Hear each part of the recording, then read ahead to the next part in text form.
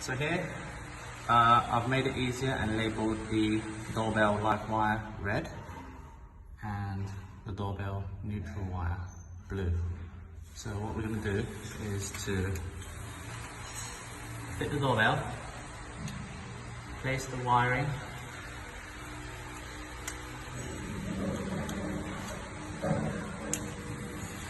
in its correct location.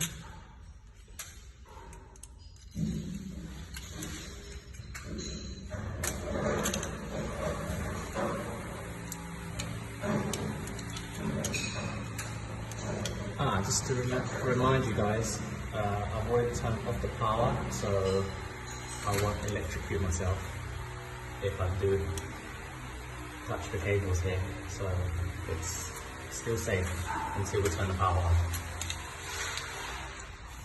The doorbell's in place and it looks level. Okay.